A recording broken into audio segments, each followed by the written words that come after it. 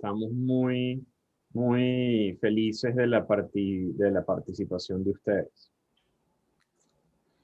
Bueno, para comenzar, les presento a Miguel Peralta de Rockefeller University Press.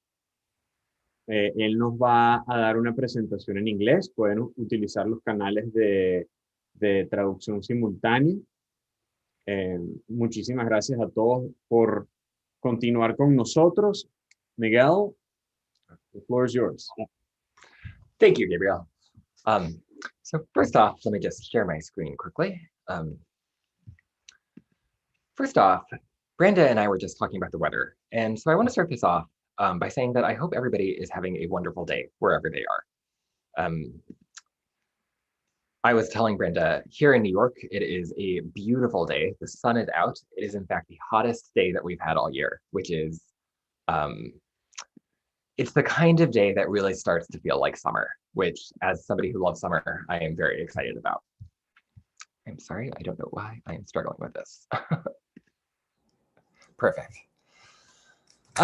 So I should also say I am a very heavily caffeinated person at all times. I drink a ton of coffee, which is to say that I am a very quick speaker.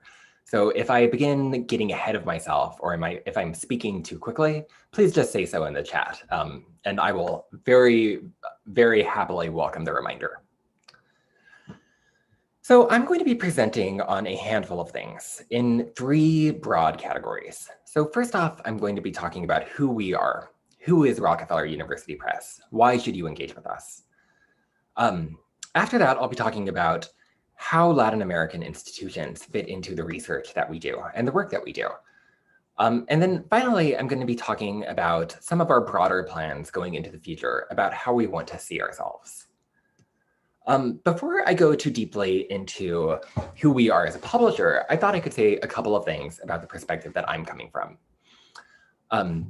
So I've been working in academic publishing for all of my career for about 10 years, which is where does time go? Until Rockefeller, which I joined only recently, only this past October, I worked in sales and operations at Cambridge University Press. So I worked completely behind the scenes, doing a lot of data analysis, a lot of operations work. And I say this because that is really the perspective that I approach sales with. I am very concerned that data makes sense and that we follow data in a sensical way. It is really, really crucial that, I'm sorry, I forgot the chat up, that we make sure that Latin America fits into our data in a way that is sustainable for Latin American institutions. So who are we as a publisher? Rockefeller University is a fascinating university, and it's our parent company. We are the rare university press that has a very close relationship with the university that we are centered in. This image is actually a perfect representation of how Rockefeller fits into New York City, because Rockefeller is a tiny, tiny, tiny institution. It has only 200 active enrollments at any time. And these are medical researchers that are doing active scientific research. 200 enrollment, but it is one of the highest research producing institutions in not just the United States, but in the world. And this image is such a good representation of that. This is New York City. Big city, big skyline. And Rockefeller really is this tiny oasis. So, here on the waterfront is the campus. I bet if you surveyed 1 out of 10 New Yorkers, they couldn't tell you where this location is because it is truly an oasis of research in this chaotic giant city.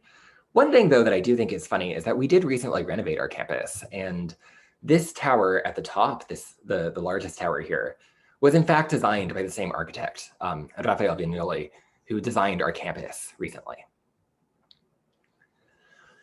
Rockefeller University Press is unique because we follow very much the same ethos as our parent university.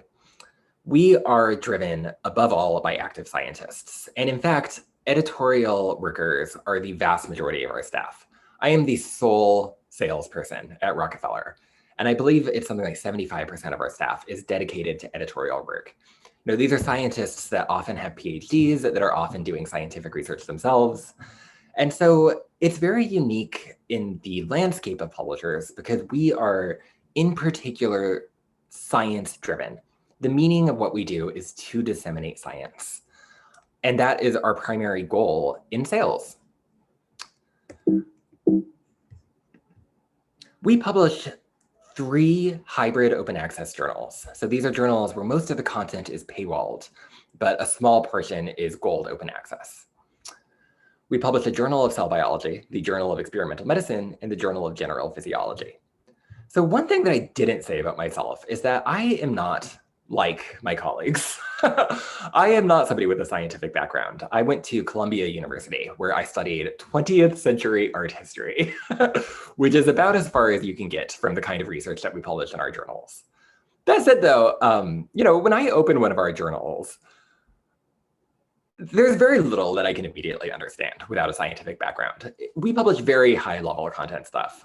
In particular, the Journal of Experimental Medicine in the center here it's publishing stuff that, you know, you could be an expert in your field and still the research in this journal would be novel and new to you. So certainly I, with my art history background, often open a page of our journals and am, you know, it's the same as opening something in Aramaic or a language from antiquity. I simply don't know the science, but I love this slide because I think the images that we put on our covers are so beautiful. And I think actually my art history background makes it all the more apparent about how gorgeous our content really can be. It is something we really heavily invest in fact. We spend a ton of resources on image quality and making sure that our images are really beautiful on our platform. So not only are the covers here essentially works of modern art, in my opinion, the actual content of images is really given quite a bit of attention. And that is really how our editorial ethos comes into appearance. We are highly selective and highly impactful. Up on this slide, I have the 5-year impact factors for our 3 journals. 2 of our journals have more of a general bent. The Journal of Cell Biology and the Journal of General Physiology both publish in fields that have a much broader application than Journal of Experimental Medicine, which is uniquely a rising star in what we do as a publisher. As you can imagine, the reason for that is because experimental medicine has never been more important than it has been in this year. And so I think JEM is on the ascent in a lot of ways. It has ever increasing submissions. I think the impact factor has gone up recently, and it's probably the most relevant journal that we publish. The Journal of Cell Biology is probably the most historied, and it publishes in the life sciences. Again, going back to my data background, JCB is the journal that we have the widest market penetration. Most of our subscribers subscribe to JCB, then JEM, and then JGP, although JGP has the most general application. Some quick facts about what we do as a publisher. So I said we are highly selective.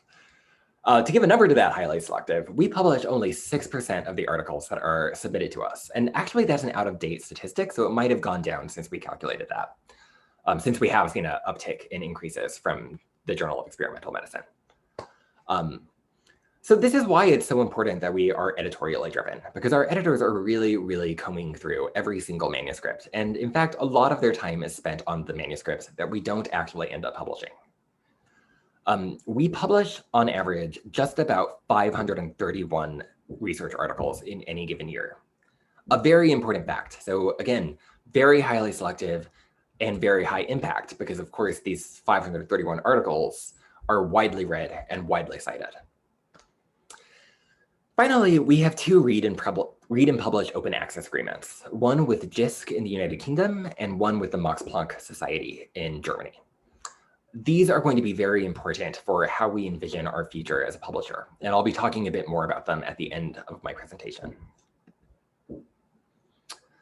So one thing I really wanted to remark upon is that we are a nonprofit and we are a university press, which are really our core values. And as part of that, I think we can really demonstrate that our commitment is broadly to the scientific community. In 2020, we made a very drastic decision, which was to completely remove our paywall. So no user had to log in for the entirety of 2020. They could simply access anything. And although we did ultimately raise our paywall back up in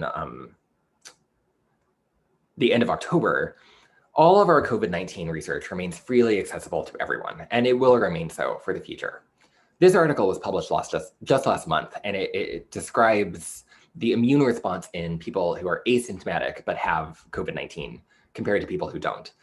So you can imagine how this does really have an effect on the accessibility of COVID research. And we have no plans to re-paywall any of our COVID-19 research. And in fact, I expect that it will be free, at least until we're through this pandemic. And my hope with that is that this research really contributes with getting us through this pandemic. There are really important things to note about this, and so many of them are affected by our role as a small publisher.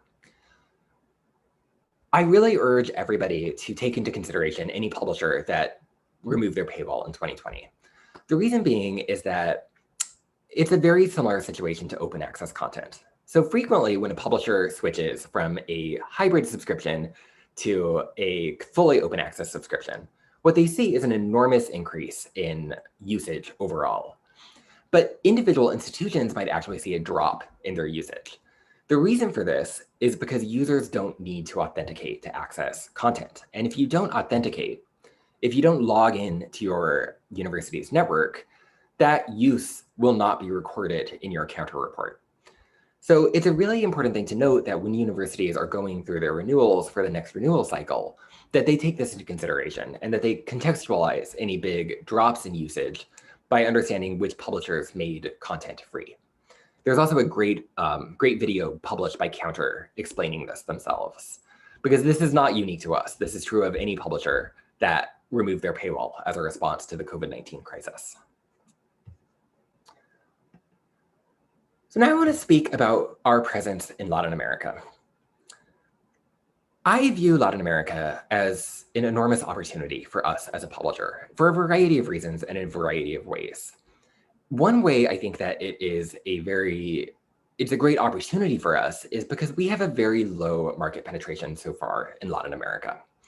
I view this as a benefit because, as I was saying earlier, I approach sales from a data perspective. I think a lot of publishers struggle with maintaining list prices in regions where list prices are not per se sustainable. And often there are situations where in not just Latin America, but particular regions across the world, the overall price that institutions are paying are in context higher than what institutions are paying in countries like the United States or Europe, for the simple reason that the usage isn't, that the pricing is not based around usage. List prices by Western publishers are often based off expected usage in the US and Europe. And so in Latin America, we have an opportunity to start off the bat with more sustainable pricing structures that are based off data and based off usage. We do have 200 subscribing institutions in Latin America across Mexico, Chile, Colombia, Brazil, and Costa Rica. We are extremely fortunate and grateful that we have two consortial relationships in Latin America, with Conrecit in Mexico and with GAPES in Brazil. So you can see that in Brazil, our penetration is quite high because of this consortial relationship. We are really covering the majority of institutions that need our content in Brazil. And we hope to extend that same kind of relationship to other countries in Latin America. And our hope is that in engaging with more consortia, we can create pricing that is really sustainable for individual institutions, that is very affordable, and then creates broader access throughout Latin America. So 200 subscribing institutions, but we do have authors publishing from more countries than we have reading. So we have authors publishing in our journals from Mexico, Chile, Colombia, Brazil, Argentina, and Uruguay. Argentina and Uruguay don't read our content. There are no institutions that are subscribing to our content yet. So it's a really remarkable fact that both of these countries are still able to submit to our articles. You know, I often think authors wouldn't publish in our journals if their institutions don't have subscriptions to our content, because, you know, why would you publish in a journal that you don't know about? So this really speaks to me about how well known our journals are among researchers in Latin America, even if their institutions may not have access. With all of this, the crucial thing that I want to convey is that our pricing is very adjustable, and particularly for Latin America, because we have so little data to go off of, we really want to prioritize collecting more data to inform our pricing structures and to really produce favorable pricing for institutions. So I wanted to contextualize this in a broad look at the authorship that we receive across the globe. This map shows all of our articles from 2017 to 2020 and the percentage that each country contributed to those authors. Right off the bat, you can see that the only purple countries, the countries with the highest amount of authors in our journals, are the US and Western Europe. And really, this really is just a map of the United States in a lot of ways, because 51% of the articles that we've published in this time period were from the United States. I believe the number is 38% of our subscribers in this same period are also from the United States. So we really have an over-focalization on one region. Of course, it's the region that we're based, so it makes sense. It is the region where our journals are most well-known.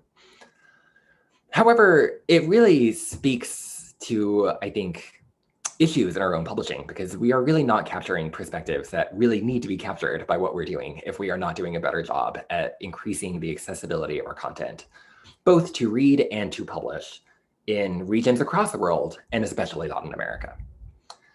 That said, I do see that Latin America is publishing at a comparatively good rate compared to much larger countries, you know? So you can see that Brazil contributed 24% of the articles in this period, which is just half of what India, a much higher population country, published during that same period. I see these as growth opportunities as well, since we really do want more authors from Latin America submitting to our journals and indeed publishing in our journals. Once we drill down, we can see the impact of the individual articles that Latin American institutions published in our journals. So on the left, we have the number of articles published during this time period. They're very small numbers, but keep in mind that we only publish roughly 500 articles a year. So any one article has a huge role in our publishing. You can see that Brazil is a fairly high production research country in general, and for us, they published 5 articles during this period.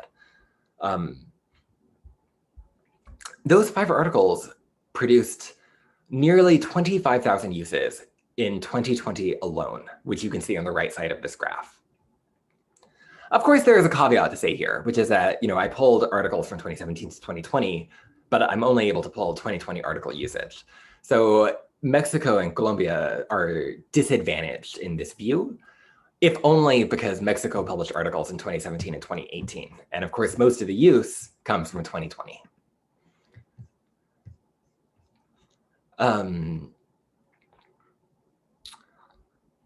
Of course, Brazil published articles in 2020, so most of the use is, it's more active because, of course, when a research article is published, that is when most of the use is coming from. I'm sorry, I just saw a question about why the lower participation in Colombia. It's a great question. And to be honest, I imagine it's because, you know, I joined Rockefeller in October. And I just think that a lot of our focus has been on the US and Europe in the past. And part of my own role is changing gears with that. Colombia has amazing research institutions. And actually, I took a personal visit to Bogota a couple of years ago, and I went on this really long walk, and I ended up, you know, sort of in the mountains and in the middle of a university. And I think it's quite clear that Colombia is, for any publisher, one of the major growth cases. I'm sorry, I see the same question for Chile. I think it's the same thing. I think just a lack of attention has caused a lack of interest. You know, we have always focused on the regions that have the most immediate impact. And what I'm doing and my role at Rockefeller is really analyzing models that work for other regions. So, and I'm sorry, I'm getting very into the weeds with data here, but one thing that is very true of our own business is that the vast majority of our subscriptions are purchased at list price. So, you know, we have tiered pricing, and the vast majority, 75% of our customers pay one of those prices. This is actually very atypical now. I think most publishers have done a really good job of flipping that, so that rather than most customers paying the list price, most customers are paying a negotiated price. That is certainly my own goal. But one function of that is that list prices are generally designed for Europe and the United States, for the wealthiest countries. And if we really only offer list price, of course, we're going to be missing a lot of institutions that don't have the economic purchasing power to afford subscriptions that are based off the expectations of the wealthiest countries in the world.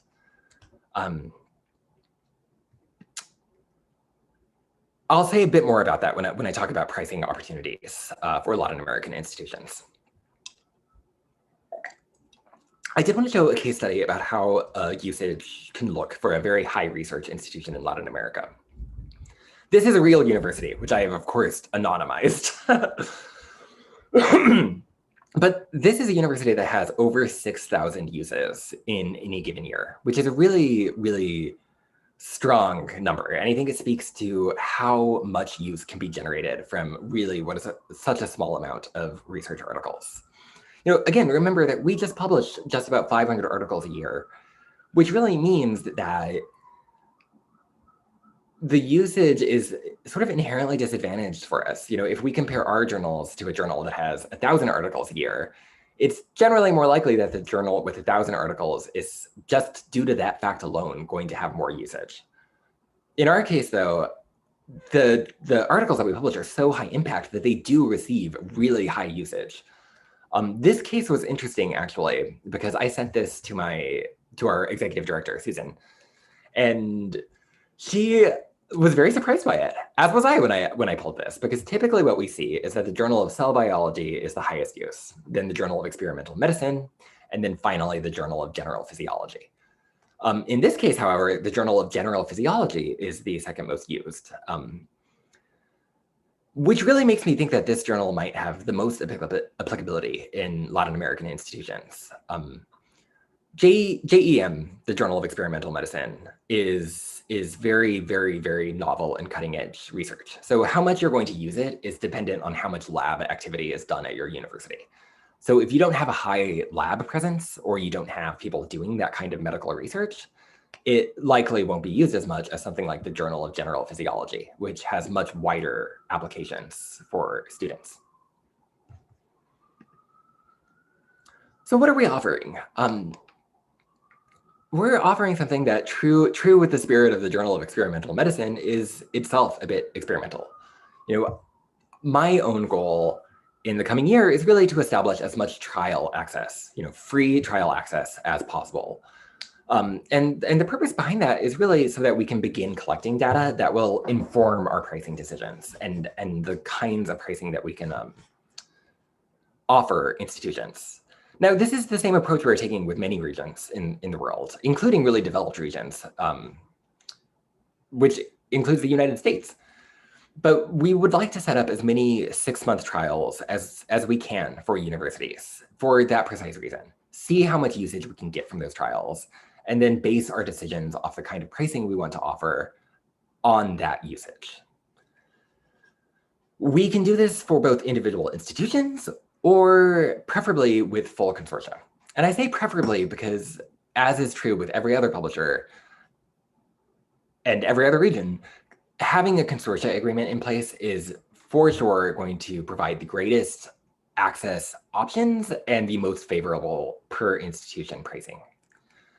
This is true for the current business we have. And like I mentioned, just 25% of our overall business is tied up in negotiated pricing. So in general, we actually really need to do much better with engaging with consortia at Rockefeller. It really is going to be the best way to provide access to the most people for the lowest cost per person. And that is fundamentally our goal. So I'm just going to check the time very quickly. Excellent. So I've given a bit of a sense of what we've done as a publisher, who we are as a publisher, what do we publish, what kind of research is that. I hope I've given you a sense of how Latin America crucially fits into our role. Our plans are really built on expanding access as much as possible, which truly is a very fundamental quality for university presses in particular.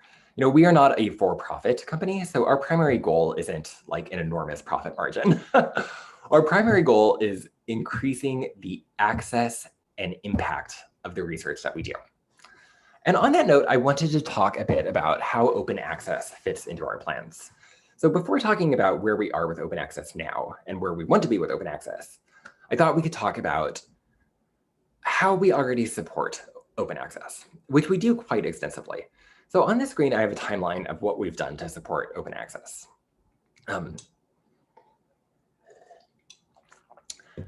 It's always a funny position to be in, I've got to say, as a salesperson, because the reality is that the vast majority of content in each one of our journals is already free to all.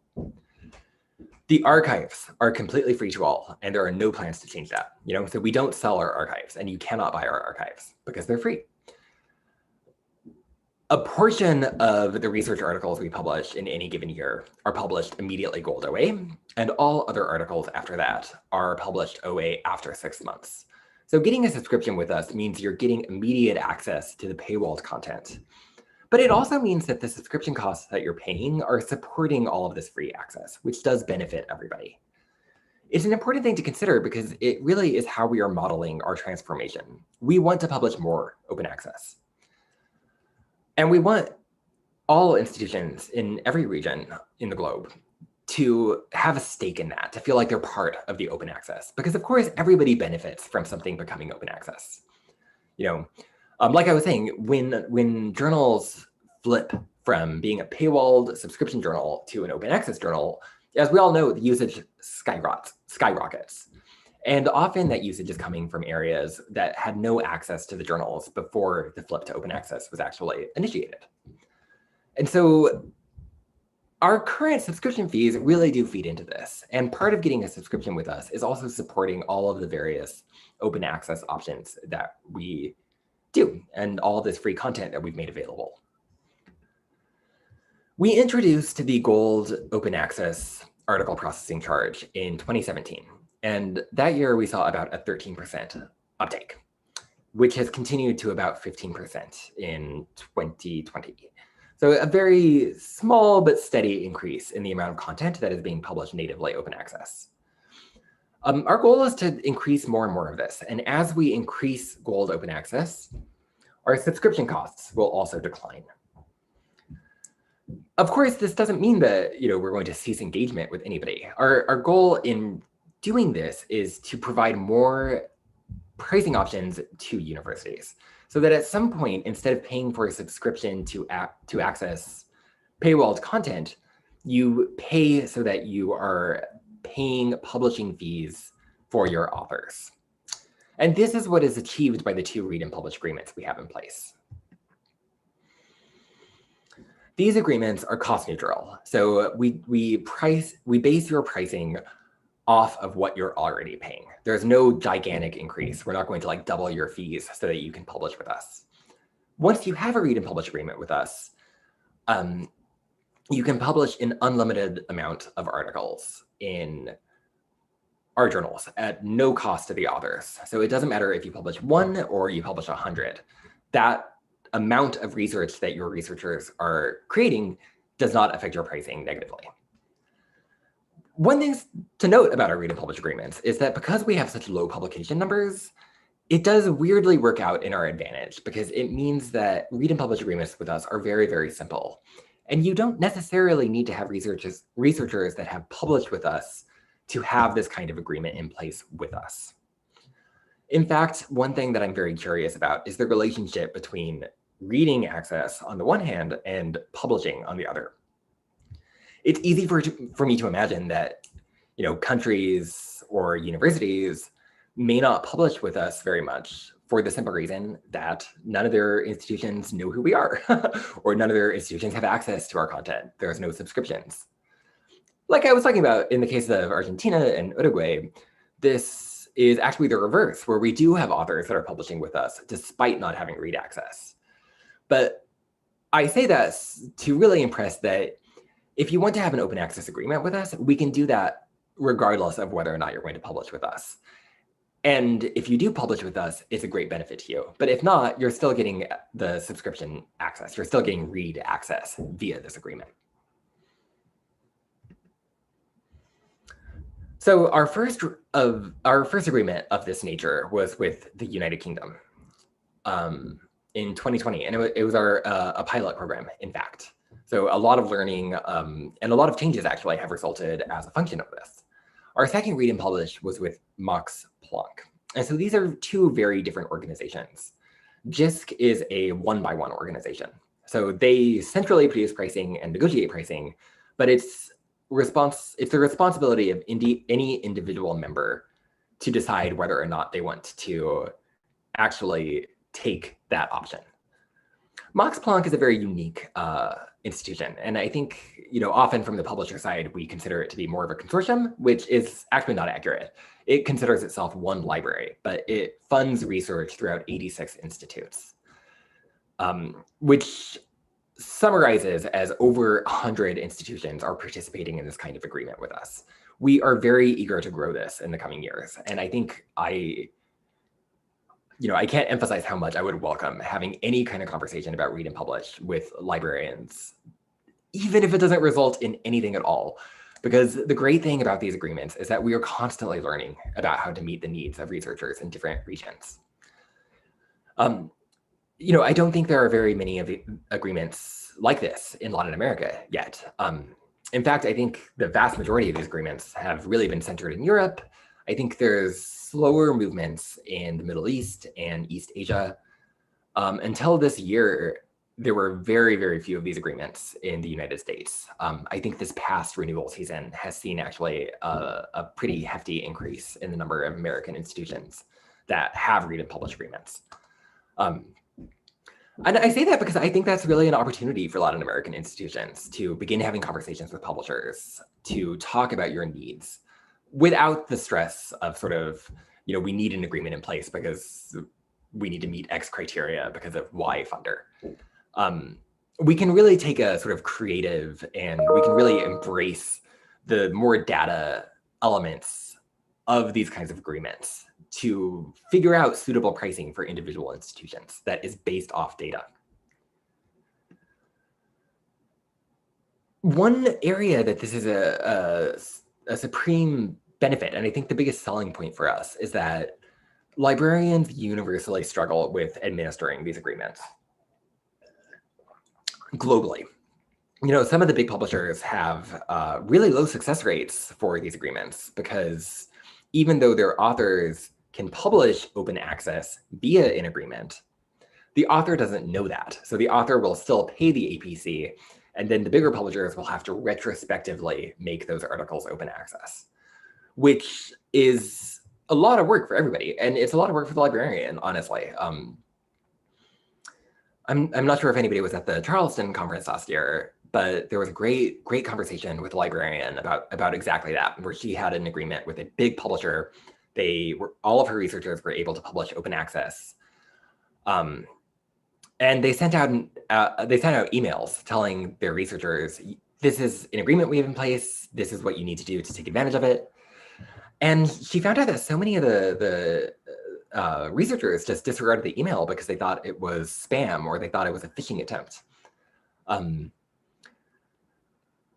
That's a level of scalability, however. And because we publish such a tight number, and because any individual institution doesn't have an outsized role in our publishing, we can really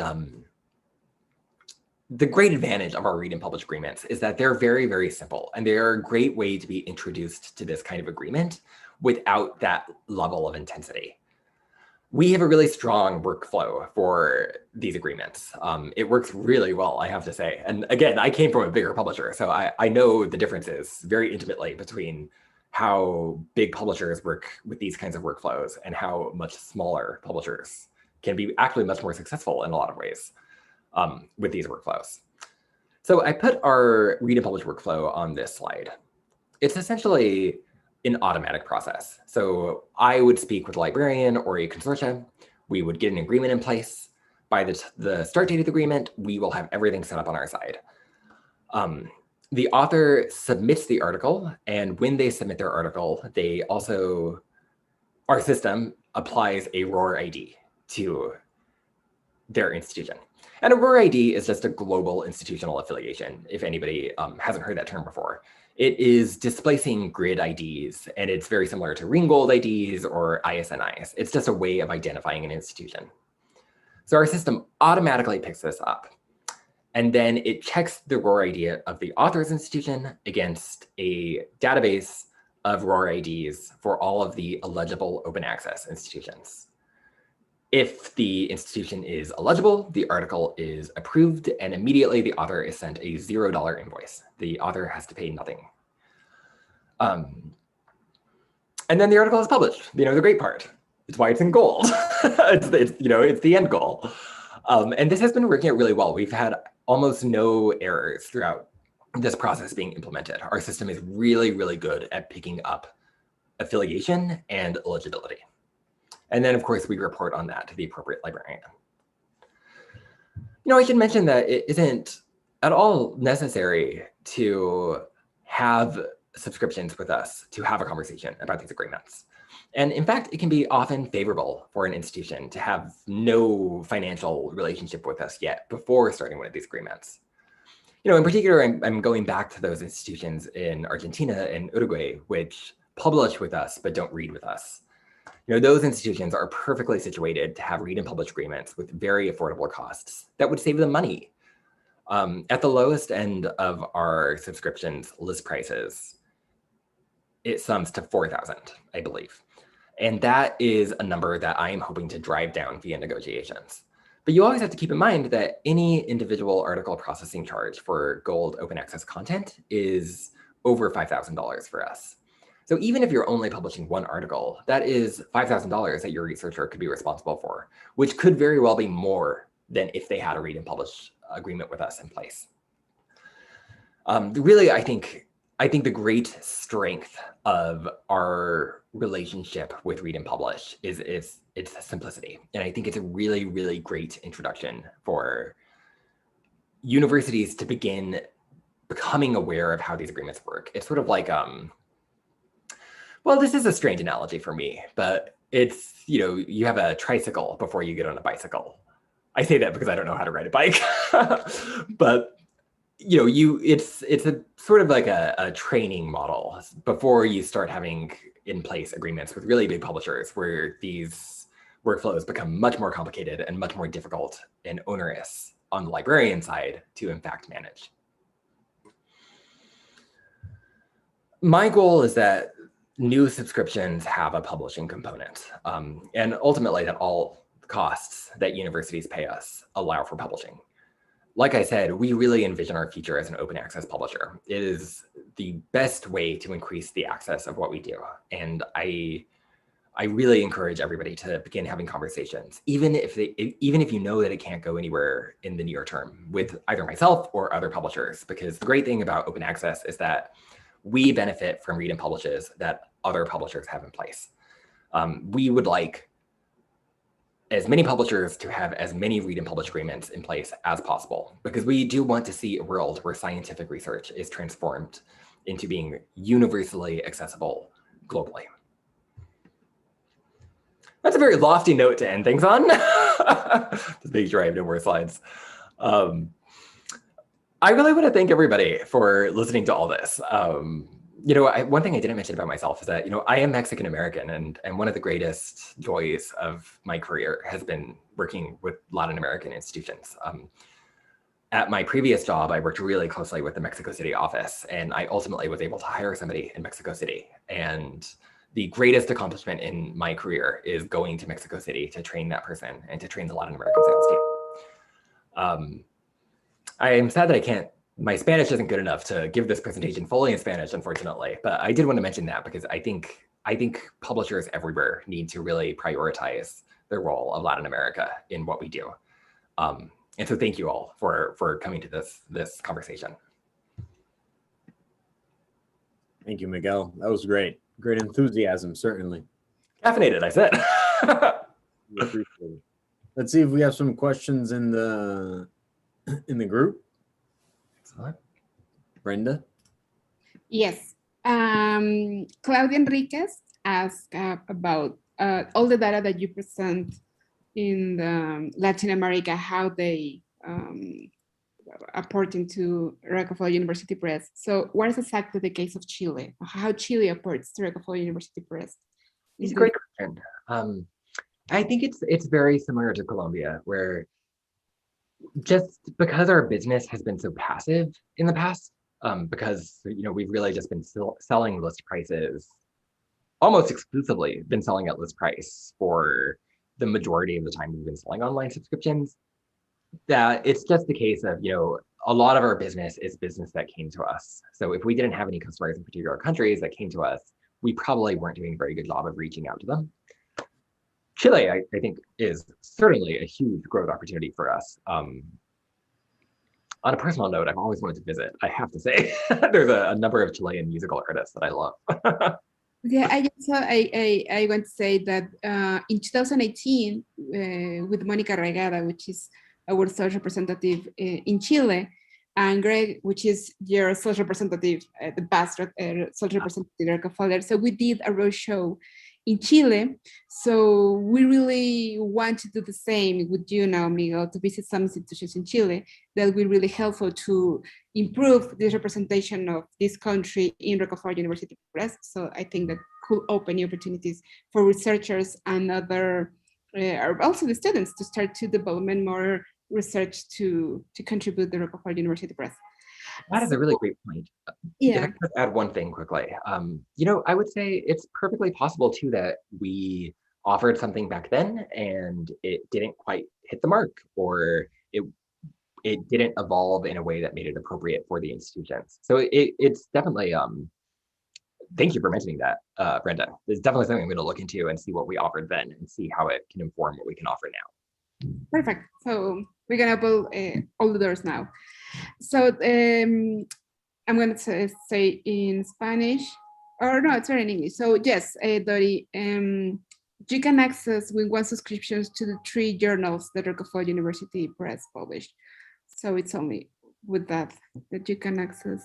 So Sandra Fanny Cáceres asked for 3 nice words that they can appropriate for this little pretty and nice tool. I think that you can describe Rockefeller University Press in 3 words, nice words.